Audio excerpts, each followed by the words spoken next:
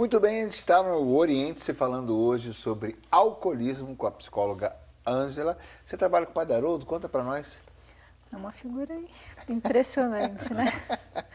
Então, eu trabalho lá na instituição já tem quase 4 anos, né? Para quem não conhece, a instituição trata do quê? Oferece tratamento para dependência química, né? Um programa de recuperação para dependência química. Aqui em Campinas? Em Campinas, né? Há mais de 35 anos, aí oferecendo essa ajuda às pessoas que nos procuram. Lá o nosso trabalho, né, é voluntário, a pessoa precisa querer estar lá para se tratar.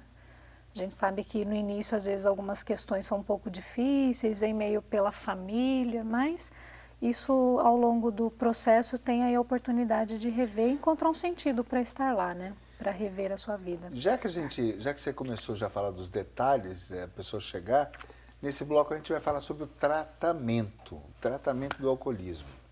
Então, também, nesse tipo de clínica, as pessoas chegam meio que empurradas ou pressionadas ou levadas pela família. No alcoolismo é semelhante, porque já que a gente estava comentando que a pessoa não quer admitir ou não admite que é alcoólatra, tem dificuldade de perceber, quando é que ela começa de fato um tratamento? Quando ela se sente disponível para isso, acho que é o primeiro passo, né?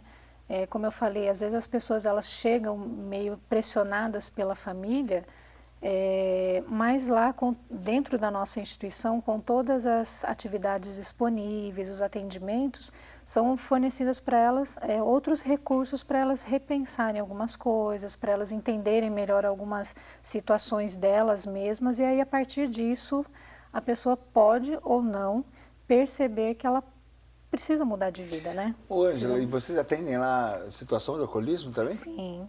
É todo tipo de dependência química? Sim, tem as pessoas que são dependentes de múltiplas drogas, né?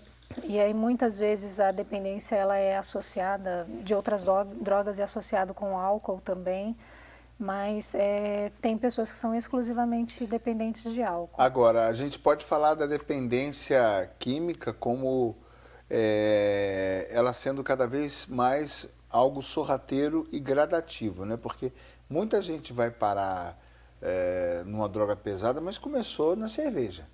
Dos relatos que que eu escutei dentro da comunidade, sim, a grande maioria começou pelo álcool, alguns inclusive têm a questão que você comentou da chupetinha molhadinha, né? Que coisa. Então, se a pessoa tem alguma questão, uma predisposição para desenvolver essa dependência, né, ela tendo aí a oportunidade disponível a bebida para ela pode sim. Né? Mas é como o Padre Rafael colocou, não é porque meu pai é alcoólatra, Sim. porque eu tenho esse modelo em casa, que necessariamente eu tenho que me tornar um alcoólatra eu falei, também. meu Deus, porque eu fiquei pensando do lado do pai ou da mãe, né? Se eles soubessem no que vai dar tudo isso. Nunca se sabe, né? Mas Nunca quanto mais a gente puder prevenir, mas se você né, vê orientar um filho melhor. vítima de uma situação e você fez isso... Eu não acho que, assim, não dá para dizer assim, você fez isso, né? Não, mas, você fez isso da chupetinha. Muita gente não tem consciência, assumindo um pouco né? de culpa, né? Aquela coisa assim, a criança está olhando, Claro. né? Não vai fazer mal, vou dar ali só para experimentar um pouquinho só, né? Para parar de chorar. Então, não se tem muita consciência do que isso pode trazer de danos futuramente. Você, assim, tratando direto com o pessoal que vive uma dependência, a gente pode formatar isso dizendo sempre que há um vazio, uma situação psicológica, uma carência, ou alguma situação que desencadeia, ou é subjetivo sempre? É difícil a gente rotular, vamos dizer, uma situação dessa? Eu acho que não tem como a gente colocar assim uma causa específica, né? Eu escuto muito dessa sensação de vazio, parece que minha vida não tem sentido, parece que está faltando alguma coisa. Outras pessoas chegam trazendo situações de que, olha, eu acho que porque eu não tive muito apoio, não tive muito carinho. Então, sim, são várias as situações, mas não dá para a gente rotular, dizer, fazer uma relação de causa e efeito. Porque nas clínicas trabalha muito a parte da pessoa. Trabalha a fé, trabalha a vida, a pessoa se descobrindo como pessoa, se sentindo valorizada, cuidando de animais, de criação. Tem todo um lado para a pessoa cultivar a vida dela e se sentir útil, e se sentir de novo nos trilhos, se sentir gente, se sentir com direitos e até com deveres. Né? Então há um despertar dessa pessoa que foi desfigurada emocionalmente, afetivamente, psicologicamente, não só pelo uso da droga, mas uma história que vem, parece que descendo um barranco, não é? O que eu acho muito interessante lá no nosso programa é que as pessoas, às vezes, elas chegam um pouco tímidas no começo, né, nesse período de adaptação, meio assim, às vezes até se recusando a fazer algumas atividades, né? Mas a partir do momento que ela vai se engajando, que ela vai percebendo que ela tem condições de exercitar-se, de contribuir com essas atividades e de ser útil, isso vai tendo dando um significado diferente para ela estar lá. E para ela se perceber uma pessoa capaz de fazer coisas, de ajudar o outro também, não é porque eu tenho dificuldade que eu não tenho nada de bom a oferecer, né? Eu acho muito interessante esse processo, que é uma ajuda mútua. Eu percebo que eu sou capaz de me ajudar, de construir coisas novas em mim e para mim, mas posso oferecer alguma coisa para o outro também. A pessoa que chega numa intensidade de uma dependência, ela passou por um momento que começou a ser criticada, censurada, ela que já era insegura, foi se fechando no seu casulo, né, foi virando um caramujo, né, e quando chega nesse processo, ela começa a sair da sua casinha, vamos dizer assim. Ela começa a desabrochar de novo, ela começa a ousar ser ela. Não necessariamente ela entra no casulo, né? Sim. Mas ela tem sim muitas oportunidades de desenvolver outras habilidades, de colocar em prática recursos que ela vai descobrindo que ela já tem, né? Algumas... recentemente teve uma situação que eu falei para uma pessoa num determinado problema lá, eu falei assim, mas você tem condições de resolver isso? Mas eu tenho medo, eu preciso ir embora. E assim, por fim, a pessoa não foi embora, ficou, eu falei, olha, que bom que você não precisou sair correndo do seu problema e você conseguiu resolver. Então, são coisas bem simples que a pessoa vai se percebendo capaz, falar, peraí, alguma coisa... despertar, é um despertar, eu preciso realmente mudar alguma coisa em mim, eu tenho coisas boas, eu posso fazer coisas boas também, né? Para mim, para os outros, enfim. E aí, a partir disso, ir gradativamente conquistando ou reconquistando a família, trabalho. Essa parte eu vi você falando com brilho nos olhos, viu? Essa parte parece que te faz bem, né? É muito gratificante, né, Laércio? A gente participar de um processo de tratamento. De restauração, né? Algumas pessoas chegam bastante debilitadas, física, emocionalmente. Né? E a gente poder ter a oportunidade de acompanhar esse processo e vê-lo finalizado, entre aspas, é muito gratificante. O padre, na nossa fé, a gente conhece algumas características que muitas vezes as pessoas censuram. Por exemplo, o senhor começou falando disso, do pecado ou não pecado, proibido ou não proibido. Já é uma coisa que o pessoal não gosta de levar em conta, né? Que dirá falar como São Paulo que diz, foge das ocasiões de pecado, fugir dessas ocasiões, né? Mas eu devo confessar, por exemplo, aqui publicamente, não tem problema nenhum, que eu reconheço fragilidades em mim, das quais eu fujo. Das quais eu fujo mesmo. Então, essas atitudes, aí entra a fé de uma maneira muito efetiva, muito concreta, porque também outra crítica que se faz à fé, né? As pessoas falam que é utopia, que é alienação, mas numa hora dessa, numa fragilidade que você percebe, a fé te ajuda a ser concreto, decidido, decisivo, e quase que você faz um autotratamento evitando aquilo, não é? Com certeza, e é impressionante, creio que tanto lá no Padre Haroldo como em tantas clínicas que é ligada não só à Igreja Católica, mas uma relação cristã. Sim. Eu creio que a fé, ela se torna uma base, ela é a base concreta onde o indivíduo, o sujeito que vem fragilizado, dominado pelo álcool, por qualquer outro tipo de droga, ele precisa ter essa fé superior, ou seja, acreditar que ele não está só naquela sarjeta, muito mais do que os familiares, muito mais do que a sua decisão pessoal, a fé que vai, de fato, determiná-lo. Ou seja, eu posso ir além, eu posso crer que Deus vai fazer grandes coisas na minha vida. Ora, se a gente for tratar, seja o alcoolismo ou qualquer outra doença, né, sem fé, eu creio que será no mínimo, você está beirando sempre ao desespero. Porque olhar nossa condição humana, será que eu vou conseguir, por exemplo, superar um tratamento do câncer, superar um vício de uma droga lícita ou ilícita? Ah, eu fumo, eu quero superar. Então veja, sozinho é impossível. Eu preciso ter essa força superior. Eu preciso olhar além, eu preciso crer que Deus ele vai agir na minha vida de forma tão tremenda que de fato o milagre vai acontecer. Eu creio, padre, eu creio que a hora mais concreta da fé, sabe por quê? Porque a fé, então, até então, parece que é só o culto, só palavras, ou só oração. Né? Eu vou falar com Deus e acabou, e parece que é só uma esperança, esperando alguém que a gente não sabe se vai vir. Vamos falar assim no olhar do povo, do mundo, né? Assim, desmerecendo a fé. Mas nessa hora você age de fato. Eu gosto muito de Paulo porque ele fala, reaja, faça, foge. Ele te convida a uma atitude. Até a primeira leitura desse domingo falava, combatei o bom combate, seja decidido, faça a sua parte. Então, nós somos colaboradores da obra de Deus em nós. Deus espera a minha ação e aí ele vem a partir da minha liberdade quando eu decidi. Eu quero isso. Aí ele abençoa ou ele fala, bom, você escolheu tal caminho, você que sabe. Não é? Mas aí vem esse trabalho bonito, né, de parceria. Você com Deus, Deus com você, que na verdade é o concreto da fé. Né? Com certeza. O Papa Francisco, esses dias, ele falava das 3 vias de conhecimento de Deus.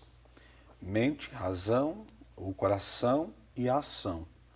Quer dizer que é impossível, e São Tiago diz isso explicitamente, né?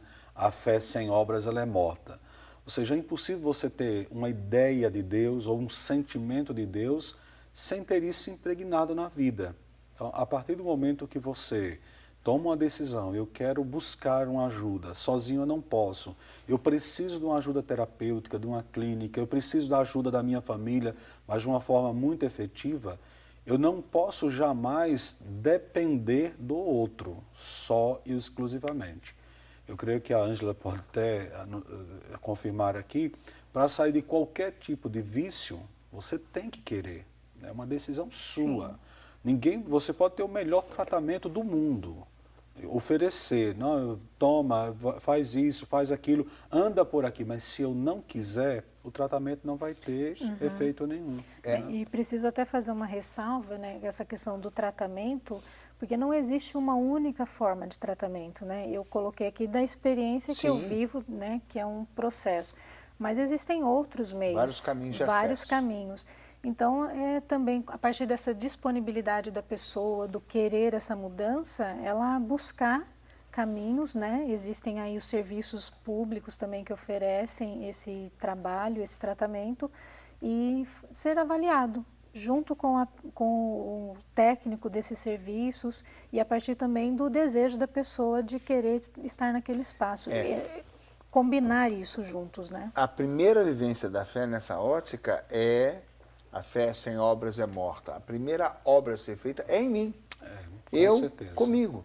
E isso é a recuperação da sua liberdade. Isso. Mas a gente falava que o maior prejuízo é a perda da liberdade.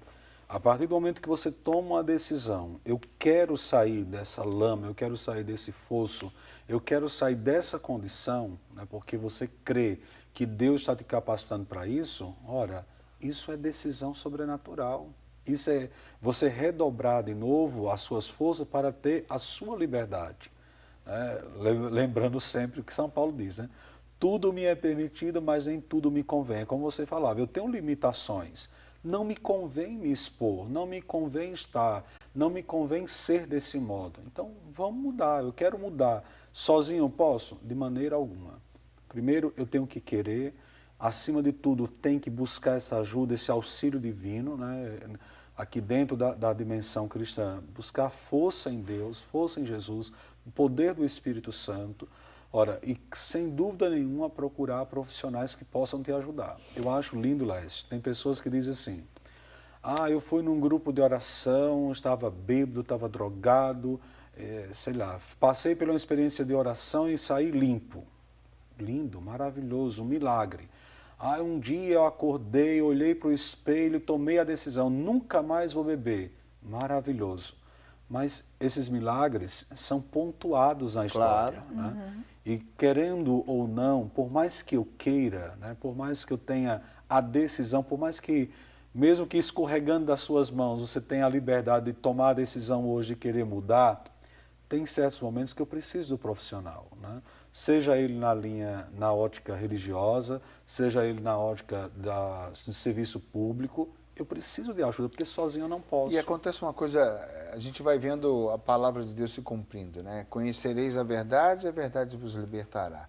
Quando você se dá conta da sua verdade, da sua fragilidade, da sua dependência, começou o seu processo de cura para aceitar a ajuda, para reagir, para decidir. E acontece uma coisa muito interessante, que a pessoa começa a ter condições de optar, esse aqui pega no meu pé. Às vezes um parente, às vezes um irmão, às vezes até o próprio pai ou a mãe, esse aqui me apoia. Deixa eu ir no caminho de quem me apoia, porque eu estou precisando, agora eu estou precisando de ajuda para sair desse buraco. Porque é interessante, a autoestima da pessoa, o autodomínio, a liberdade, ela começa a voltar e começa a ter condições de fazer as suas escolhas. Essa restauração que você citou é bem isso, né? A pessoa começa a ter condições, como você falou, de pequenos atos, mas ela começa a dar seus primeiros passos de novo sozinha, né? Exato. Por conta própria. Contando aí com muitas Claro. ajudas, né? Mas o fato de ela começar isso já é uma grande vitória, né? Alguém que se achava incapaz de fazer isso, conseguir tirar um RG, conseguir, isso em casos extremos, né? Que às vezes as pessoas chegam sem o RG, coisas simples, mas até arrumar o próprio guarda-roupa. É verdade, né? É verdade. Quando eu servi o exército, parece que foi ontem, mas teve um final de semana que a gente foi liberado e tinha um rapaz tão humilde, tão simples, que no domingo o sargento encontrou ele na rodoviária. Ele falou, rapaz, o que você está fazendo aqui? Ele falou assim, eu não consegui ir embora para casa. Ele não sabia voltar para casa. Né? Então acontece que as pessoas precisam de ajuda e às vezes a pessoa não tem coragem de dizer, ela saiu, foi embora e ficou na rodoviária no final de semana. Né? Uma coisa, as pessoas não conseguem tirar documentos. Lá no Padre Léo, eu conheço mais lá, né? Não conheço a instituição do Padre Haroldo. Uma ocasião, uma das primeiras vezes que eu fui, eu conheci um rapaz que eles cuidam bastante também de animais, de criação, para voltar a esse senso de responsabilidade, capacidade de dar conta. E o rapaz que cuidava da galinha, quando nasceu os pintinhos da galinha que ele cuidava, ele se debulhou em lágrimas, porque ele se viu sendo capaz de gerar vida. Eu não destruí dessa vez. Sim. Né? É uma cura interior através de um gesto concreto. Esse lado eu tenho que convir com você, que é maravilhoso, né? Sem dúvida. Você deve assistir momentos bem emocionantes lá, né? Bastante, Lécio. Enfim, a instituição atende mais de 100 pessoas, né? E nesses poucos anos que eu estou lá, já vivi muitas histórias bonitas. Né? Já chorou junto com os pacientes? Conta para nós. Olha... Se fosse eu sou rapaz, sou muito forte. Nossa. Eu acho que quando a gente vê a pessoa indo embora, né, se despedindo, eu tô voltando para minha casa, para minha vida. Tô indo cuidar dos meus filhos, tô indo trabalhar, enfim, É um momento que dá um nó na garganta mesmo, né? A gente até... Que eu já tô com nó aqui. Tenta manter uma postura, tudo, mas tem dia, tem hora que não dá. Né? E o pessoal leva muito tempo para chegar nesse ponto? De saídas? Algumas pessoas, assim, o nosso processo lá, o nosso programa, ele tem uma duração de 6 meses, né? Mas isso é flexível. E algumas pessoas, inclusive, pedem para ficar mais tempo, outras pedem para sair um pouco mais cedo. Então, é uma coisa assim de conversar, né? Ver o que é possível ser feito também, porque às vezes a pessoa tem algumas necessidades que a instituição ela não tem condições de atender, então aí a gente... Mas é uma coisa assim conversada. Quando ela tem esse vínculo familiar, a família é envolvida nisso também. Porque 6 meses eu considero até bem rápido, né? Sim. É sinal que o efeito é bem positivo das atividades na pessoa. Porque a pessoa sai de uma situação de fundo de poço e em 6 meses já está dando os próprios passos. Ela começa isso, né? Os 6 meses a gente não é uma garantia de que tudo vai estar resolvido, mas assim, inicialmente muitas coisas... Bons passos já são dados. Bons passos, exatamente. Ela consegue ter uma organização, consegue retomar trabalho, né, no processo de reinserção, retoma estudo, então, assim, várias pessoas... Agora, a família também deve ser bem envolvida nesse processo, até para receber bem a pessoa. Ajudá-la a continuar dando passos? A gente entende que não temos condições de mudar o outro. A gente temos os nossos limites, né? Inclusive com a pessoa de quem a gente cuida. Mas a gente busca envolver a família ou as pessoas próximas, né? Que servem de referência para essa pessoa. Deixando consciente de tudo que está se passando. Exato. E tentando envolvê-la no que é possível eles ajudarem, no que é possível apoiar. Que riqueza, enfim. Que beleza. Muito bom. Muito bom. Esse é o Orientes, nós estamos falando sobre, especificamente hoje, alcoolismo, todas as suas consequências, ser alcoólatra, tratamento, envolvimento familiar. E a gente vai para o nosso intervalo e voltamos já já.